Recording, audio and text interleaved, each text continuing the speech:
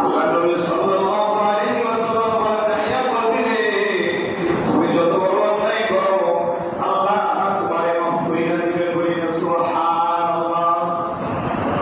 দাহিয়া কলবি তারপর কেমন জামায়া আল্লাহ নবী সাল্লাল্লাহু আলাইহি ওয়াসাল্লাম দাহিয়া কলবিকে দিয়ে বলেন, দাহিয়া কলবি বলো আমাকে ঘটনাটা কি অন্যায় করেছো।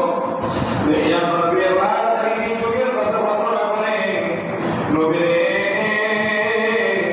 আমি আমার স্ত্রীকে গর্ভবতী অবস্থায় রেখে ব্যবসায় চলে গেছি।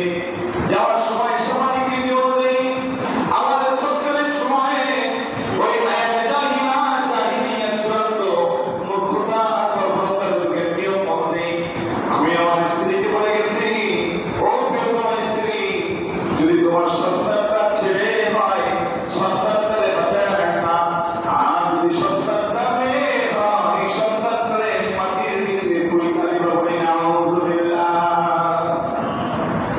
আমি অবশ্যই চলে গেছি, স্ত্রী আমার সন্তানকে প্রসব করেছে।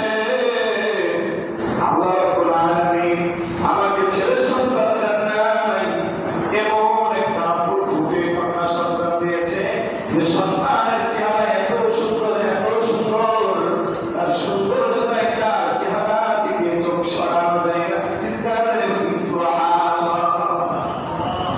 স্ত্রী মা তো মা, মার কাছে ছেলেও যেমন মেয়েও তেমন। মা 9টা মাস কষ্ট করে পেটে যায় না, সন্তানদের জন্ম নিয়ে নিজের হাতে মা সন্তানকে মাকে কিছু করতে পারে না। মা সন্তানকে আস্তে আস্তে ওরা বড় করছে। সন্তানটা যখন একটু বড় হয়েছে, হাঁটতে পারে, বাবা বছরখানিক পরে ঘুরে যখন ব্যবসার থেকে এসেছে, এবার মাকে বারবার জিজ্ঞেস করে, আমার কি সন্তান হয়েছিল?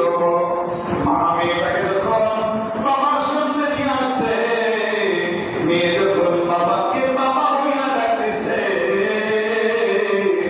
মেয়ের মুখের বাবা শব্দ শুই না, মেয়ের আচরণ দেখা দাহিয়া কলবি ওই জাহিলিয়াতের যুগের নিয়ম কানুন ভুলে সন্তানকে বুকের মধ্যে জড়াইয়া ধরছে।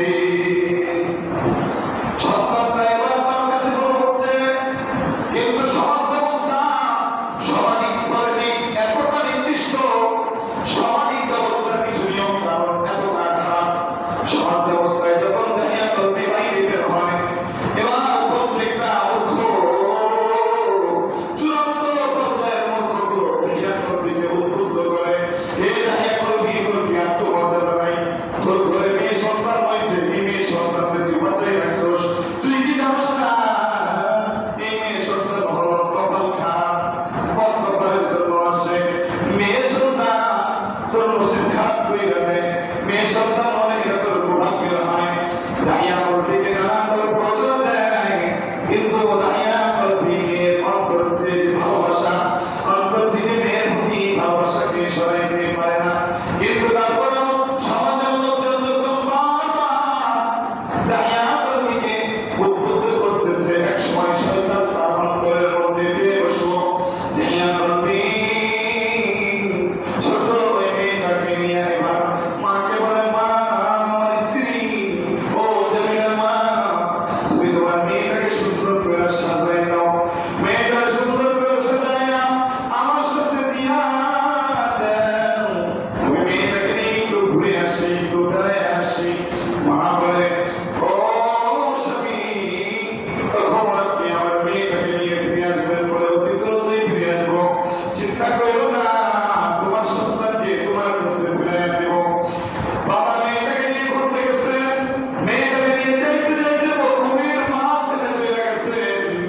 চতুর্দিকে কোনো আর মানুষ দেখা যায় না, কোনো খাওয়া দেখা যায় না, পানিও দেখা যায় না, গাছপালাও দেখা যায় না।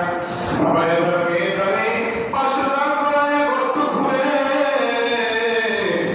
মেয়েটার সাথে বাড়িগুলো দিয়ে খেলে, মেয়েটার বাবার গায়ে বাড়ি মারে, বাবা মেয়ের গায়ে বাড়ি মারে, খেলা করতেছে, সন্তানের জন্য সে গর্ত করতেছে।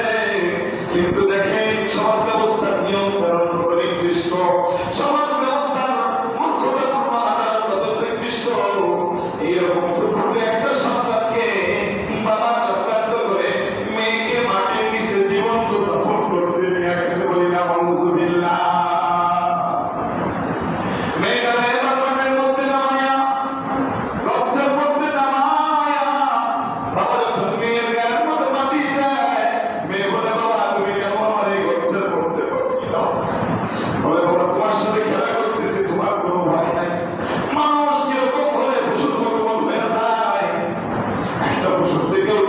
করে